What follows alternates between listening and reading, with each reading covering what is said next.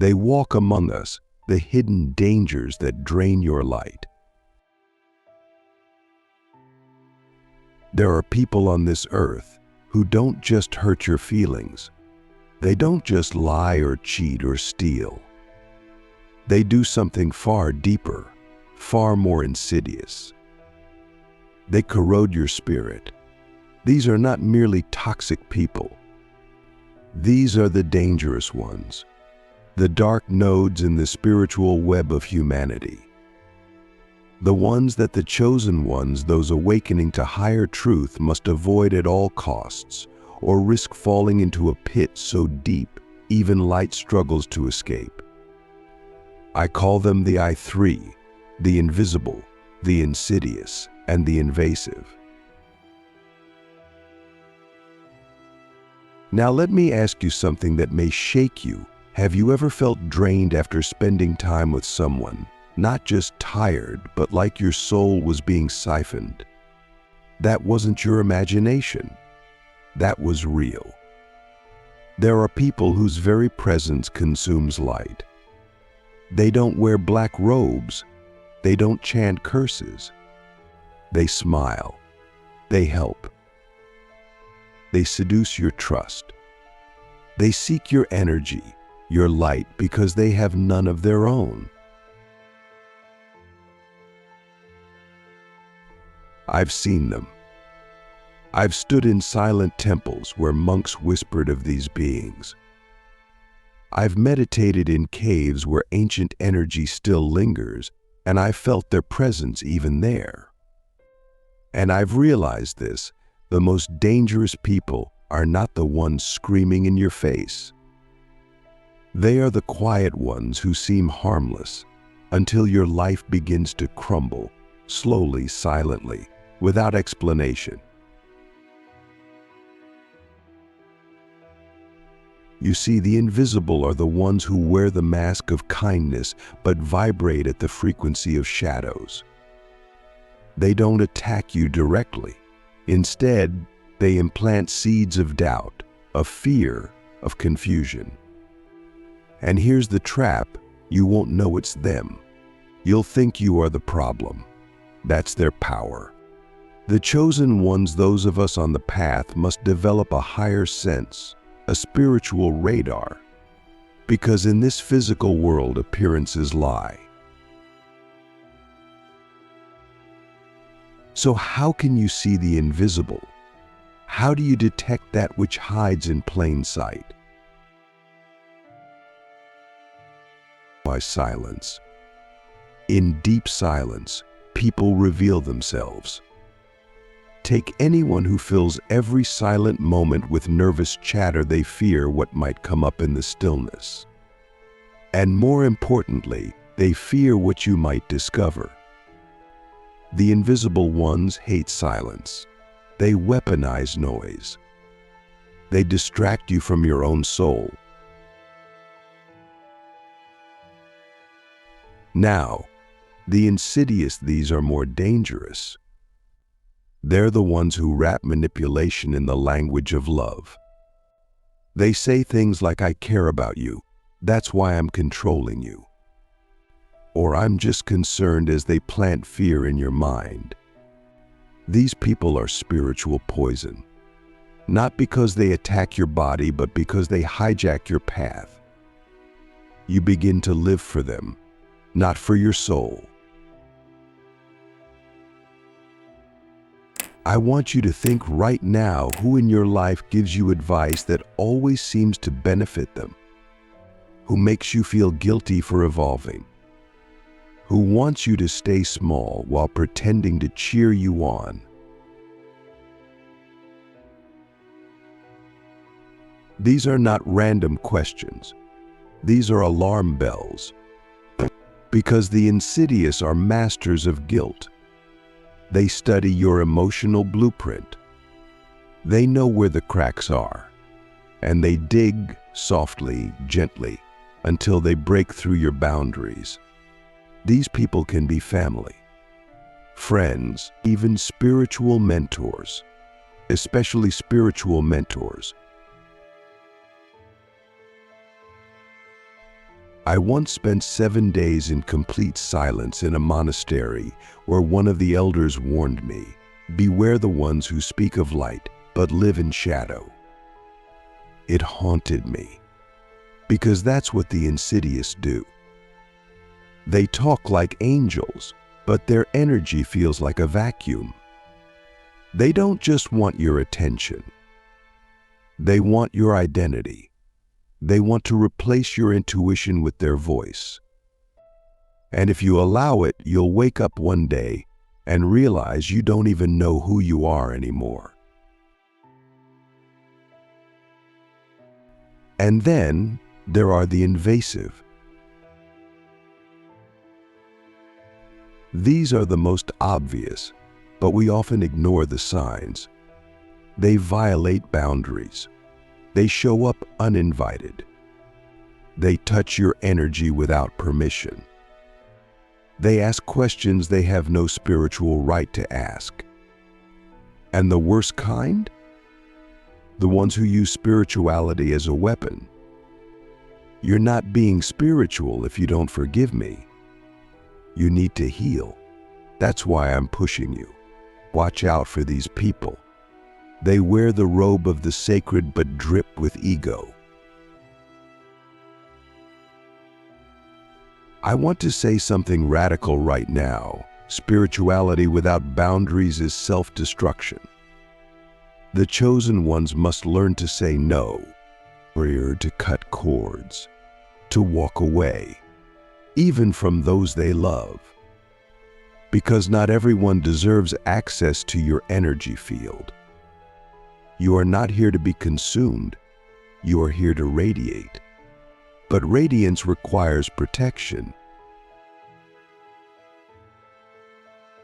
Now let me ask you something that could change your entire spiritual journey. What are you still tolerating out of fear of being alone? That question, it's not easy, is it?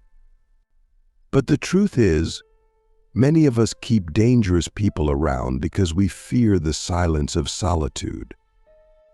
But solitude is where power grows. It's where clarity sharpens. It's where the soul speaks. I want you to imagine your spirit as a sacred temple. Would you let just anyone walk in with muddy boots and start rearranging the altar? Would you allow someone to light fires inside without understanding the rituals? No. Then why do we allow people to do this with our energy?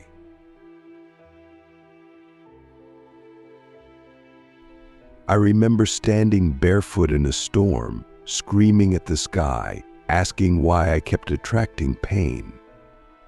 And the answer came not in words, but in vibration, because I had not yet learned to say, no more. Not with anger, not with hate, but with soul-deep clarity. That's when the shift began. You see, the I3 dangerous people don't just appear randomly. They are drawn to light. They are attracted to the chosen ones because we radiate what they cannot create. And here's the chilling part. The brighter your light, the more strategic their approach. You must become a master of energetic discernment. This is not paranoia. This is spiritual maturity. You don't need to confront them. You don't need to fight them. You simply need to see them, because once seen, their power fades, their illusion breaks, and your energy, once siphoned, begins to rise again like a phoenix from the ashes of manipulation. As we close this part of the journey, I want you to sit with this final question. What part of you still believes you must earn love by sacrificing your light? That belief is the gateway the I3 use to enter your life. Close it, seal it, bless it, and let it go. You are not here to save everyone. You are here to serve your soul's mission. And that mission begins with protection. The mirrors of shadow, why dangerous people are lessons in disguise. It's easy to think that these dangerous people, the invisible, the insidious, and the invasive, are simply villains in the story of our life. And yes, some are. But on the spiritual path, we must go deeper. We must ask, why did my soul allow them into my field? Because the truth is this: every person we attract is a mirror, even the darkest ones. Especially the darkest ones. They reflect back parts of ourselves we've hidden, disowned, or misunderstood. That doesn't mean we invite them to stay, but it does mean we listen. We observe. We ask, what is this shadow trying to teach me? You see, the most dangerous people don't just hurt us, they awaken us. They shake the illusion that we are immune to manipulation. They force us to confront the question, where am I still wounded? Think about it. The invisible ones teach us the cost of ignoring our intuition. How many times have you felt that subtle discomfort around someone, but silenced it in the name of kindness? That was your spirit whispering, this is not safe. But we override it. We rationalize. We say they're not that bad, and that's the lesson. The invisible ones teach us to trust the quiet voice within, even when it makes no logical sense. They are not just enemies. They are sacred alarms. And when we finally learn to honor that alarm, we step into a higher alignment. We stop asking for permission to feel what we feel. We stop betraying ourselves for the sake of peace. Now, the insidious, those who weaponize love, those who twist care into control, they teach us our boundaries. Not just the surface level ones. I'm talking about the soul level boundaries. The ones that say, I do not owe anyone access to my inner temple. These people are often the ones closest to us. And that's why it hurts so much. They are the ones we wanted to trust. But here's the hard truth. Sometimes the people who love us the most are also the ones who are most afraid of our growth. Because your growth disrupts their comfort. Your expansion threatens their control. The insidious mirror back the part of us that still seeks approval, that still believes we must shrink to be loved. And when we finally see it, when we finally say, no more, we reclaim our power not just from them, but from every past version of ourselves that once settled for less. And the invasive, oh, they are the fire that forges our strength. They don't knock, they barge in, they take, they violate, and in doing so, they awaken the sacred warrior within us. The part of us that says, I will never let this happen again. Sometimes we need the shock. We need the invasion to realize how unguarded our spirit has been. How casually we've handed out the keys to our inner world. The invasive are not here to destroy us. They are here to show us where the cracks are. And once we seal those cracks with awareness, with boundaries, with love, we become unshakable. We become sovereign. We become spiritually fortified. So now I ask you, not from a place of fear, but from a place of awakening, who in your life has been a mirror of your forgotten power? Who has pushed you so far into discomfort that you finally remembered your worth? These people, though dangerous, are also divine messengers in disguise. They are the tests before the initiation, the shadows before the sunrise. And once we learn the lesson, we don't need to repeat the pattern.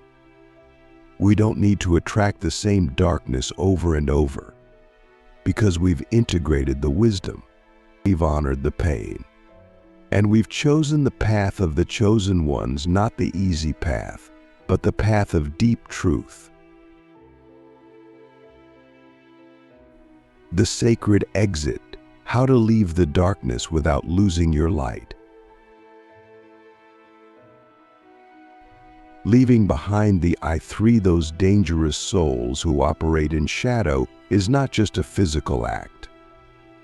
It is a spiritual ritual. It is a sacred exit.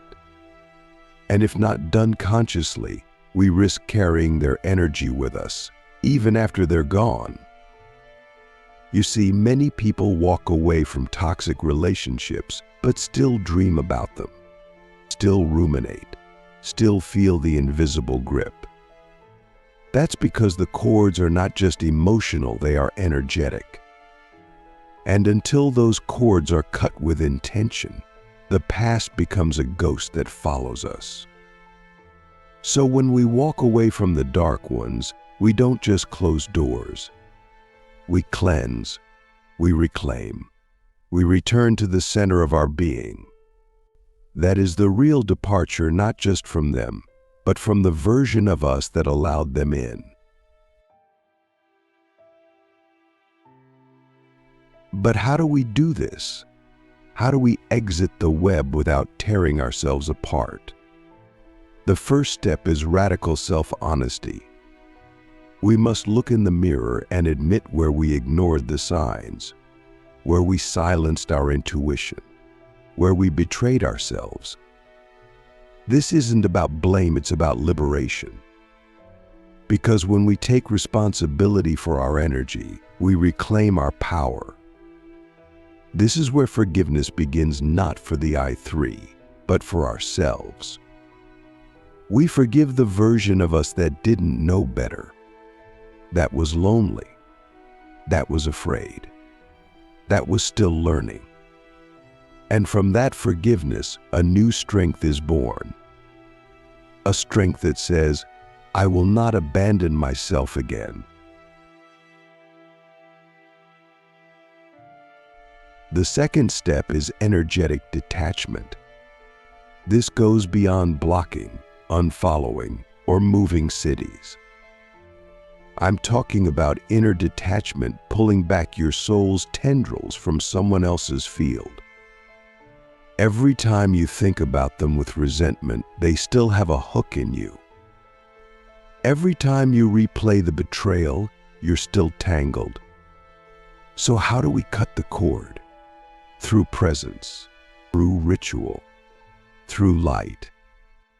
You sit in stillness and visualize the connection between you and them. Then you breathe into your power and sever that cord, not with hate, but with clarity. You say, I release you. I retrieve my energy. I call my spirit back home.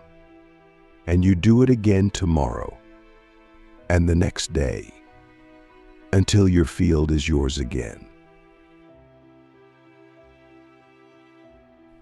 The third step is filling the space they once occupied. Because here's the danger. If you remove a dark force but leave a vacuum, another will come to fill it. Nature abhors a void, so we must consciously fill that space with truth, with beauty, with practices that anchor us in our essence. Meditation, sacred movement, honest friendship, art, silence, nature, whatever reminds you of who you are when no one is watching. You must protect your energy like it's holy ground, because it is. And when you do, the I3 can no longer find a doorway in. You become invisible to them, not because you're hiding, but because your frequency has risen so high, they can no longer reach it. And finally, the most important step, choosing love without reopening the door to harm. This is the paradox. The chosen ones must learn to hold love in the heart while keeping the gates of the soul guarded. You can send peace to those who harmed you without inviting them back. You can wish them healing without compromising your own. This is divine neutrality. It's not cold. It's not passive. It's powerful. It says, I choose love and I choose me. This is the final key, because if you leave the darkness in anger, you are still tied to it. But if you leave with light, you transcend it. So now I ask you one last question, and let it echo through your being. What would your life look like if you stopped negotiating your light? Not just in relationships, but in every space you enter. What if you walked into rooms knowing you are sacred? What if you trusted your energy so deeply you no longer argued with those who doubted it? That is the mark of the chosen one. Not perfection, not purity, but alignment, discernment, sovereignty. And that is how we walk away from the I3, not in fear, not in bitterness, but in power, with grace in our step, with fire in our eyes, with the soul of a guardian who knows, my light is not for sale. My spirit is not for rent. I am chosen. I am whole. I am free. Your light is a weapon, how to walk among shadows without being consumed. There will come a moment, perhaps not today, perhaps not tomorrow, when you will feel the pull again.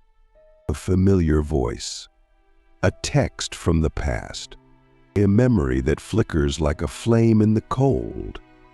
And in that moment, you will be tested. The I3, the dangerous ones, do not always leave quietly. Sometimes they circle back, sensing an opening. Maybe a wound has reopened. Maybe your guard is down. This is not a sign of failure. This is the universe checking. Have you truly evolved? The test is not meant to break you. It is meant to reveal you. Because once you've seen the game, you can no longer be a pawn. Once you've tasted sovereignty, you will never again settle for servitude in disguise. You must remember, your light is not just warmth. It is a weapon, not one that harms, but one that cuts through illusion, one that dissolves lies, one that blinds the eyes of the manipulative and calls forth only those who can walk in truth. This is why the chosen ones are often alone. Not because they are unloved, but because their frequency is too high for the common crowd. You weren't born to be liked by everyone. You were born to activate the sacred in others. And sometimes that means being misunderstood. Sometimes that means walking away while everyone else claps for the villain. But you walk anyway, because you know no applause is worth your soul. From this day forward, you must walk like the temple you are, speak like the altar you've become. Think like a guardian of light who has survived the fire and emerged forged, not burned. Never again let someone treat your intuition like it's negotiable. Never again let someone cheapen your presence with their projections. You did not come here to be consumed. You came here to illuminate, and not everyone deserves your glow. Some must be loved from afar. Some must not be loved at all, but released with compassion into their own karmic path. And maybe the most powerful act of all is to let go without needing closure, to move on without needing them to say sorry, to choose peace over performance. Because true spiritual mastery is silent. It doesn't need to prove a thing. It doesn't need others to validate its decisions. It just knows. And when you know what your soul is here to do, you stop justifying your boundaries. You stop explaining your path. You simply live it fully, boldly, unapologetically. The world doesn't need more people pleasers. It needs more protectors of the sacred. So I leave you with this final meditation. Close your eyes. Breathe. See yourself standing at the edge of your old life. The people, the patterns, the pain, and now see a door open.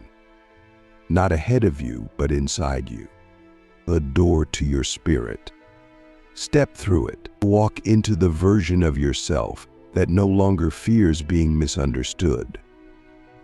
No longer fears saying no. No longer fears being alone. Because you are never truly alone. You are chosen. And the divine walks with those who walk in truth.